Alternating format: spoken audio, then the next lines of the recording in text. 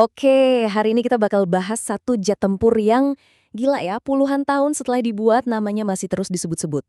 Bahkan jadi incaran banyak negara loh, termasuk Indonesia. Yuk kita kenalan lebih dekat sama Dassault Rafale. Gini ya, coba bayangin deh angkatan udara zaman dulu, atau bahkan sekarang. Biasanya mereka butuh armada yang super beragam. Ada pesawat khusus buat dogfight, ya kan, buat tempur di udara. Terus ada lagi pesawat lain buat ngebom target di darat, beda lagi buat ngintip musuh dari atas. Dan seterusnya dan seterusnya. Nah, bisa kebayangkan ribetnya?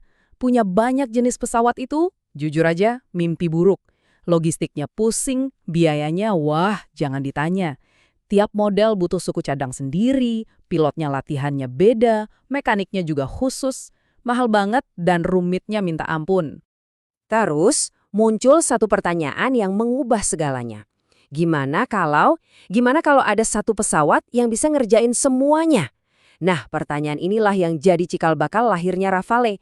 Dan jawaban dari pertanyaan itu, itulah yang bikin jet ini jadi istimewa banget. Oke, kita masuk ke bagian kelahirannya.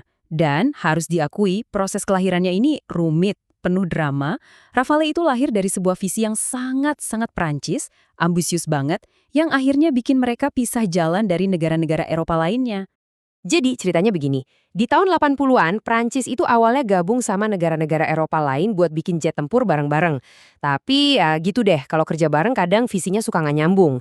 Negara lain maunya jet yang jagoan banget buat pertempuran udara, murni buat dogfight. Tapi Prancis, mereka butuh yang lebih dari itu. Mereka butuh pisau Swiss Army, pesawat serbaguna yang juga harus bisa lepas landas dari kapal induk mereka. Nah ini kan beda banget. Akhirnya di tahun 1985 mereka bilang, udah deh kita sendiri aja. Proyek Eropa itu akhirnya jadi Eurofighter Typhoon. Sementara Prancis, ya mereka jalan sendiri ngebangun Rafale. Keputusan nekat inilah yang justru membentuk Rafale jadi seunik sekarang.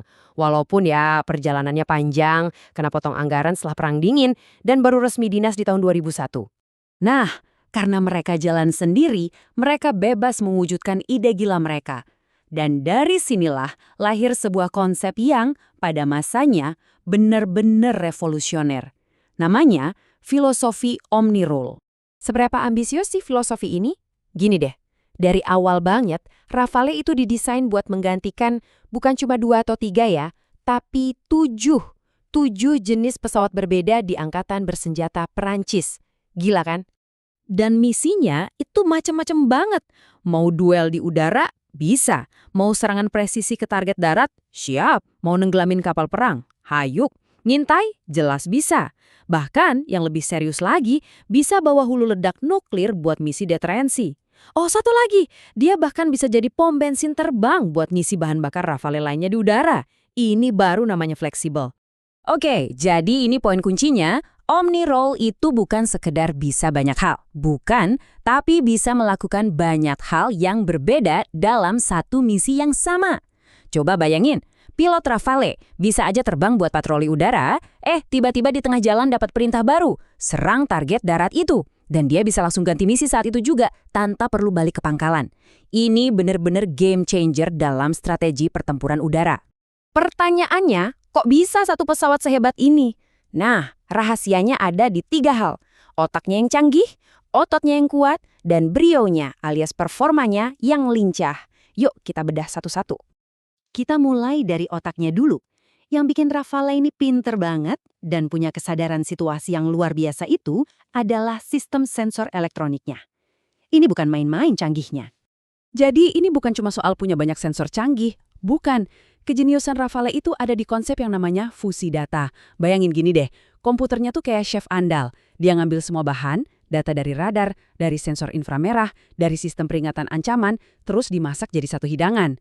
Hasilnya, satu gambaran utuh yang super jelas buat pilot. Jadi pilotnya nggak pusing lihat banyak layar dan bisa ngambil keputusan sepersekian detik lebih cepat.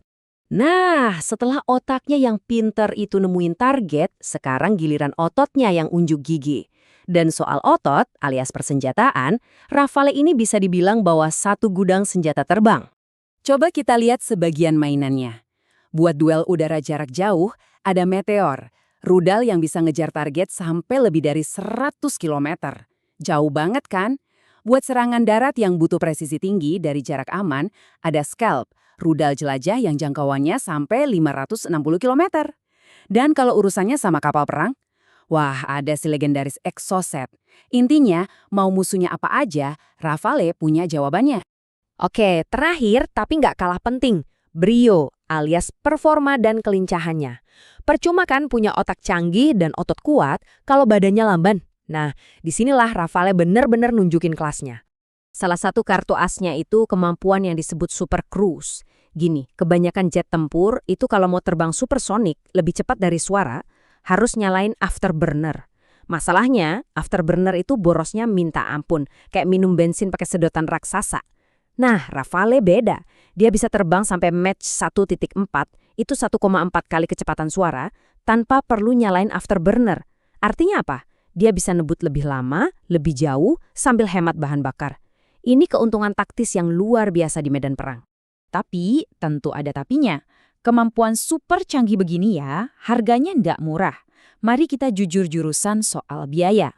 Nah, ini bagian yang mungkin bikin kaget. Coba lihat, hampir sepertiga, sekitar 30% dari total harga satu pesawat itu datangnya dari sistem elektronik, bukan mesin, bukan badannya. Ini bukti nyata kalau perang modern itu sekarang pertarungan soal sensor dan software. Terus kenapa sih harganya semahal itu? Ada beberapa faktor kunci. Pertama, Prancis itu bangga banget sama kemandirian industrinya. Mereka bikin hampir semuanya sendiri, termasuk mesin M88-nya. Nah, karena mesin ini cuma dipakai sama Rafael, produksinya jadi nggak banyak.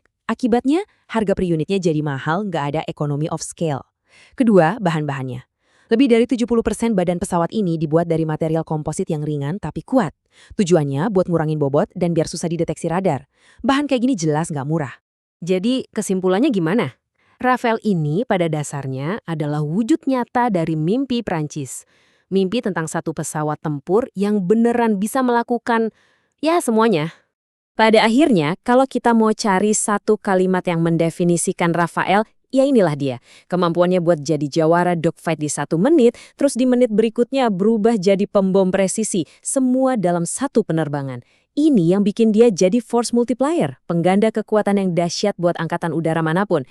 Tapi, ini semua menyisakan satu pertanyaan besar untuk masa depan. Di zaman sekarang, di mana ada drone-drone super canggih dan jet tempur siluman generasi kelima, apakah konsep satu untuk semua ala Rafale ini masih relevan? Apakah si serba bisa ini masih akan jadi raja di udara? Cuma waktu yang bisa menjawab. Terima kasih sudah menyimak bahasan kita kali ini.